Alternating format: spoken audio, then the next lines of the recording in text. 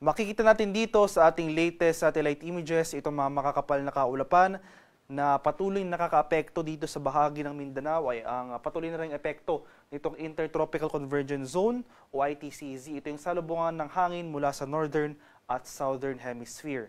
Dahil sa ITCZ, asahan natin ang mataas na tsansa ng pag-ulan ngayong araw dito sa southern at western portions ng Mindanao, pati na rin dito sa bahagi ng Palawan.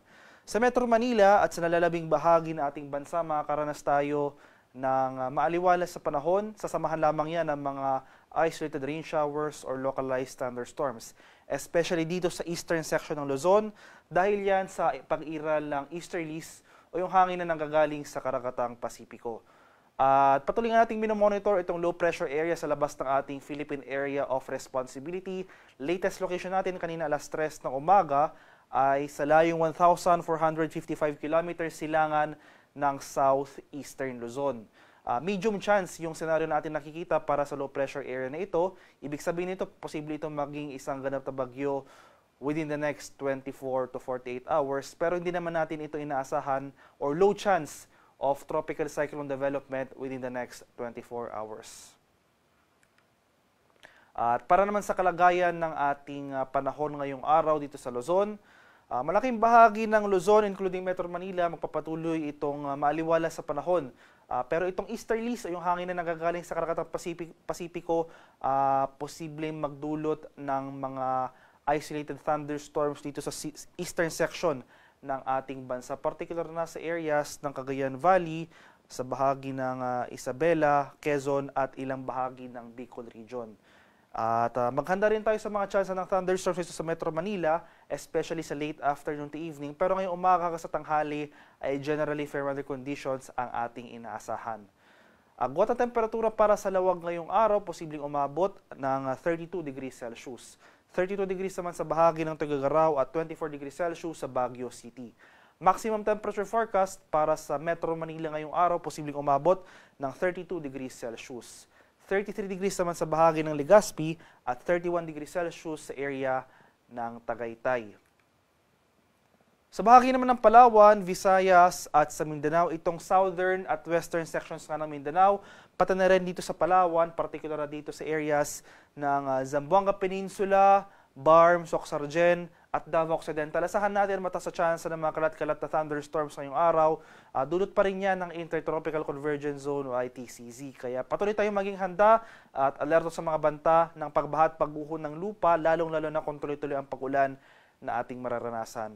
Para sa Visayas at sa rest of Mindanao, makakaranas rin tayo ng generally fair weather conditions throughout the day. Makanda pa rin tayo sa mga tsansa ng localized thunderstorms, especially sa hapon hanggang sa gabi.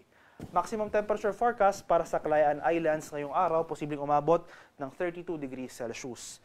32 degrees naman dito sa bahagi ng Puerto Princesa at 32 degrees Celsius sa areas ng Iloilo, Cebu at Tacloban. Maximum temperature forecast para sa Cagayan de Oro ngayong araw, posibleng umabot ng 32 degrees Celsius. 33 degrees naman sa bahagi ng Davao at 32 degrees Celsius sa area ng Zamboanga. At sa kalagayan nating karagatan sa kasalukuyan, walang nakataas na gale warning sa anumang baybay na ating kapuluan at banayad hanggang sa tamtamang pag-alon na ating inaasahan sa malaking bahagi ng ating bansa. Gayunpaman, posible pa rin yung mga thunderstorms o yung mga offshore thunderstorms. Kaya asahan natin itong paglakas ng hangin kung meron tayong offshore thunderstorms at kaakibat dito ang bagyang pagtaas ng ating mga alon. Kaya iba yung pag-ingat pa rin sa ating mga kababayan na maglalayag. At para naman sa ating 3-day weather outlook sa malaking bahagi ng ating bansa, at ito nga low pressure area na ating minomonitor sa labas ng PAR, ay naasahan natin na posible itong pumasok ng ating area of responsibility within the day. At yung senaryo nga natin nakikita para sa sama ng panahon na ito, tumataas na ngayon chance ng tropical cyclone development. So yung senaryo po natin ay medium chance na maging bagyo ito.